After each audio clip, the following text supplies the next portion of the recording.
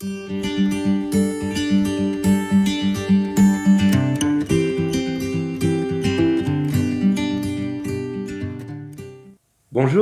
heureux de vous retrouver encore aujourd'hui pour passer ce temps autour de la parole de Dieu ensemble. Que Dieu vous bénisse. Vous avez choisi encore une fois la bonne part.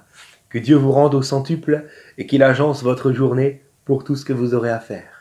Voilà, j'aimerais lire avec vous l'évangile de Marc au chapitre 15, à partir du verset 42. Rappelez-vous, Jésus est mort à la croix. Alors nous allons lire les événements qui vont suivre sa mort. Le soir étant venu, comme c'était la préparation, c'est-à-dire la veille du sabbat, puisque nous sommes dans un milieu juif, rappelez-vous, arriva Joseph d'Arimathée, conseiller de distinction, qui lui-même attendait aussi le royaume de Dieu. Il osa se rendre vers Pilate pour demander le corps de Jésus. Pilate s'étonna qu'il soit mort si tôt. Il fit venir le centenier et lui demanda s'il était mort depuis longtemps. S'en étant assuré par le centenier, il donna le corps à Joseph. Et Joseph ayant acheté un linceul, descendit Jésus de la croix, l'enveloppa du linceul et le déposa dans un sépulcre taillé dans le roc. Puis il roula la pierre à l'entrée du sépulcre. Marie de Magdala et Marie mère de José regardaient où on le mettait. Chapitre 16, le premier verset. Lorsque le sabbat fut passé, Marie de Magdala, Marie mère de Jacques et Salomé achetèrent des aromates afin d'aller embaumer Jésus. Amen. Et la suite du texte, à partir du verset 2, nous parle le premier jour de la semaine, c'est-à-dire dans le milieu juif, le dimanche. Nous parle de ce qui va ensuite se passer à partir du dimanche. Bon, alors j'aimerais qu'aujourd'hui nous puissions parler de quelque chose qui vous plaît certainement autant qu'à moi, c'est-à-dire l'attente, la patience. Nous vivons dans un monde impatient. Lorsqu'on est sur la route, que ce soit en voiture, en vélo, même à pied, ou au tram, au métro, que sais-je, on voit combien les gens sont pressés. Et si ça n'avance pas comme ils veulent, il y a de la tension, il y a du stress, il y a des cris, ça peut devenir très vite quelque chose de violent autour de nous. Pourquoi ? Parce que ce monde est pressé et, qu'on le réalise ou non, il veut nous emmener dans son stress. Il faut tout de suite. Voilà. Alors, parlons un petit peu de ce jour que nous venons de lire là, c'est-à-dire le jour du sabbat, le samedi. Le samedi, c'est le jour qui se trouve entre le vendredi et le dimanche. Je vous ai rien appris là, n'est-ce pas? Bon, mais comprenons spirituellement que le vendredi représente ce jour où Jésus est mort sur la croix, certes, mais c'est aussi le jour où il avait dit à ses disciples « Je vais mourir, mais je vais aussi ressusciter ». C'est donc le jour de la promesse. Le vendredi représente le jour de la promesse. Le dimanche, le jour de la résurrection, donc le jour de l'accomplissement de la promesse. Mais, entre le jour de la promesse et le jour de son accomplissement, entre le vendredi et le dimanche, il y a le samedi, le jour de l'attente. Le jour de l'attente. Et nous vivons tous, vous comme moi, dans ce jour de l'attente. Nous attendons le retour du Seigneur. Et oui, il revient bientôt. Les événements que nous vivons encore aujourd'hui nous le rappellent avec force. Jésus est à la porte et il revient bientôt. Nous regardons au dimanche. Nos yeux sont fixés sur le dimanche et nous espérons son retour. Nous sommes aujourd'hui encore dans le samedi, le jour de l'attente. Et nous avons certainement, vous comme moi, vécu un vendredi puissant, un vendredi où le Seigneur s'est révélé à nos cœurs un jour. Rappelez-vous de ce vendredi, et où il nous a fait des promesses. Oui, la promesse de son retour, de la vie éternelle auprès de lui, oui, alléluia, mais aussi des promesses plus personnelles, plus individuelles, plus intimes pour nos propres vies. Peut-être que tu as dans ton cœur un rêve que le Seigneur a déposé et tu sais que c'est Dieu qui t'a parlé. C'est Dieu qui a déposé ce rêve et cette promesse. Et tu es aujourd'hui dans le samedi de l'attente de voir ce glorieux dimanche, le jour de l'accomplissement de ces promesses de Dieu pour ta vie. Alléluia. Tout cela me fait penser à Israël qui un jour a quitté l'Égypte parce qu'Israël était esclave en Égypte pendant plus de 4 siècles, 430 ans exactement. Et ils ont quitté l'Égypte avec cette promesse de Dieu qu'il allait leur donner un monde meilleur, le pays de la promesse, Canaan, le pays promis. Mais entre l'Égypte qu'Israël a quitté et Canaan, le pays de la promesse, il y avait le samedi, et ce samedi était un désert. Un désert. Israël devait traverser tout un désert pour se rendre jusqu'à l'accomplissement de la promesse de Dieu. Alors, j'aimerais vous rappeler, mes amis, que le samedi est dangereux, mais nécessaire. Dangereux, mais nécessaire. L'ennemi de nos âmes cherchera à détruire notre foi dans ce samedi de l'attente. Si je reviens sur l'image du désert, qu'est réellement ce temps d'attente, je me rappelle que Jésus, de suite après son baptême, a été tenté par le diable ou dans le désert.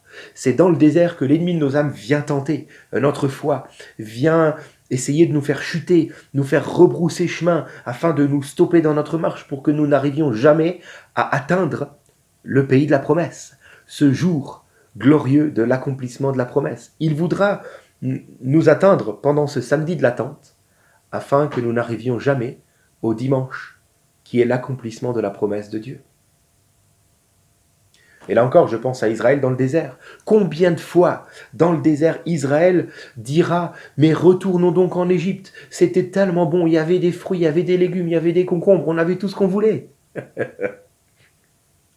Oui, dans ce samedi de l'attente, nous sommes tentés.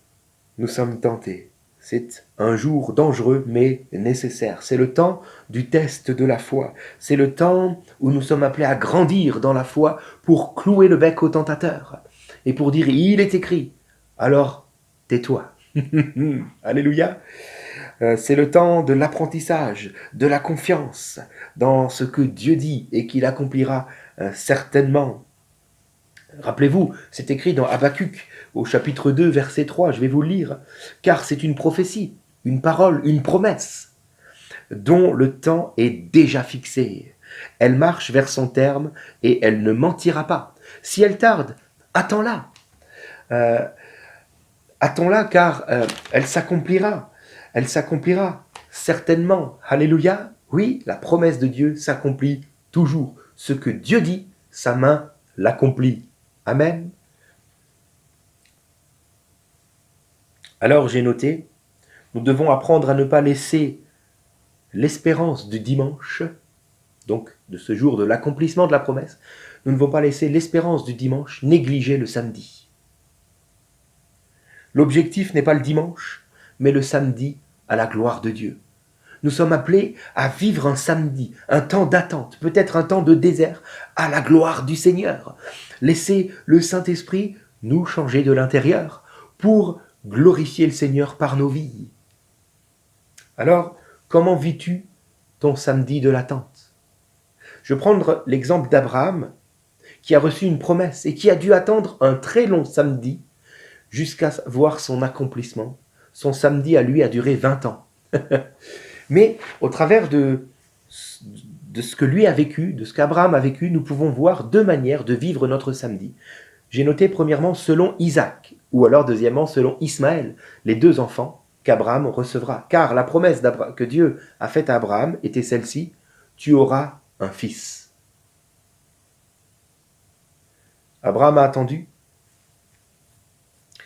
et nous pouvons attendre, comme lui, à son image, selon Isaac, c'est-à-dire en attendant que Dieu agisse. Car nous croyons fermement que ce que Dieu dit, il va l'accomplir. Donc nous croyons et nous voulons agir par la foi, dans l'accomplissement de la promesse de Dieu. Nous voulons avoir une attente active, c'est-à-dire ne pas rester passif, mais prier, veiller, servir et continuer d'avancer dans ce désert, malgré la chaleur, malgré la solitude, malgré le fait que peut-être, Seigneur, je suis dans le désert, il n'y a rien qui va, pourtant tu as promis, et j'ai l'impression que c'est juste l'opposé qui est en train de se passer dans ma vie. Mais je crois, alléluia, je crois. Et alors, je ne tomberai pas dans ce qu'une citation dit, le pourrissement de l'attente qu'est l'ennui. Le pourrissement de l'attente, c'est l'ennui. Et lorsque j'arrive dans cet ennui, je vais tomber et malheureusement avoir des réactions qui ne sont pas la gloire de Dieu. Et là, je veux parler de comment Abraham a pu vivre aussi ce temps d'attente au travers d'Ismaël.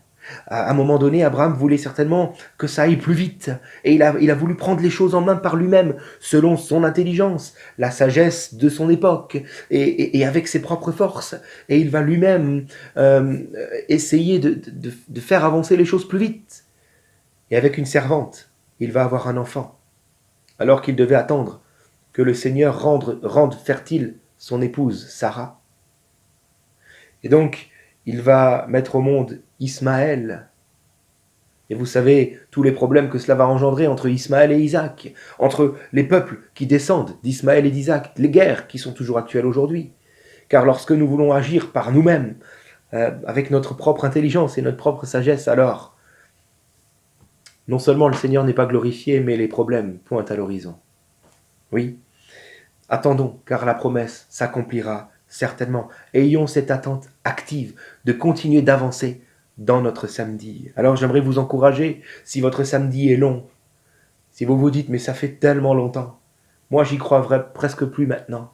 J'aimerais vous dire, ceux qui ont un long temps d'attente, ceux pour qui le samedi paraît être une journée interminable, étaient tous, dans la parole de Dieu, des grands hommes de Dieu. Une autre citation dira, l'attente est pareille à des ailes. Plus les ailes sont fortes, plus le vol sera long. Mais plus aussi, l'accomplissement de la parole de Dieu, de la promesse de Dieu, sera glorieuse. Oui, il se passera quelque chose de tellement grand lors de cet accomplissement. Plus le samedi est long, plus la gloire de la promesse sera grande pour le Seigneur. Moïse a dû attendre 40 ans dans le désert. Et regardez ce qui s'est passé ensuite. La libération de tout un peuple. Joseph a dû attendre plus de 10 ans entre le temps où il a eu les rêves de Dieu, les songes, et le temps de l'accomplissement. Mais il a été ensuite placé aux côtés du Pharaon. Il était comme le premier ministre pour libérer tout son peuple et le sauver de la famine. David, seul avec ses moutons dans les prairies pendant combien d'années? Et ensuite, pendant combien d'années a-t-il été pourchassé par le roi Saül, jusqu'à ce qu'enfin il soit couronné roi et reconnu comme tel par le peuple de Dieu? Jésus. David va prophétiser sur la venue de Jésus sur la terre, afin qu'il meure sur la croix pour nos péchés. David va prophétiser sa venue 1000 ans avant. Jésus va attendre 1000 ans dans le ciel. Alors il semblerait que nous n'ayons pas la même notion d'urgence que Dieu, n'est-ce pas?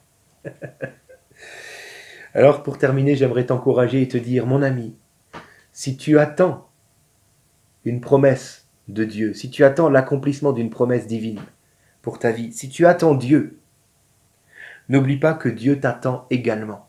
Il attend de toi une marche active dans le samedi de l'attente. Il attend de toi la foi, la croissance, la confiance, la fidélité, l'obéissance. Il attend de toi que dans ton désert, tu cloues le bec à l'ennemi de ton âme qui veut te tenter et que tu lui dises « Dieu dit » et je crois. Je crois, pour moi, la foi est une ferme assurance des choses qu'on espère, mais aussi une démonstration de ce que je ne vois pas encore, car je suis convaincu que cela va s'accomplir. Alléluia. Alors nous vivons, oui, dans un monde impatient, mais ne nous laissons pas contaminer. La parole de Dieu dit, c'est dans le calme et la confiance que sera votre force. Ce que Dieu dit, il l'accomplit. Alors je veux avancer avec la paix que le Seigneur met dans mon cœur, mais je veux avancer par la foi, dans une foi active. Seigneur, je prie pour nous. Je prie pour tous ceux qui sont dans le samedi de l'attente, et particulièrement pour ceux qui ont un samedi tellement long, des années, voire des dizaines d'années qui passent. Seigneur, donne-nous de ne pas avoir simplement les yeux fixés sur le dimanche, au point que l'espérance du dimanche vienne négliger la marche et la vie du samedi. Nous voulons aujourd'hui avoir une foi dans l'accomplissement de ta parole, une foi dans ce dimanche, telle que nous prenons maintenant la décision de vivre un samedi à la gloire de Dieu. Seigneur, le dimanche, c'est ton affaire. Ma part se trouve dans le samedi de l'attente, et je veux marcher par la foi. Je veux te laisser me transformer. Je veux grandir. Et même si peut-être j'ai l'impression que les choses vont contraire à ce que tu m'as promis, je veux, par la foi, croire dans la vérité, que ce que Dieu dit, il l'accomplit certainement. Alors je veux continuer d'avancer. Viens renouveler la foi de toute personne qui entend ce message et qui se trouve dans ce long samedi, Seigneur. Viens le fortifier et lui rendre le zèle de l'évangile afin de grandir maintenant dans le samedi et de vivre de belles choses à ta gloire, Seigneur. Amen. Amen. Que Dieu vous bénisse et surtout, ne doutez pas, le Seigneur se souvient de ses promesses et il va les accomplir. Que Dieu vous bénisse et à demain.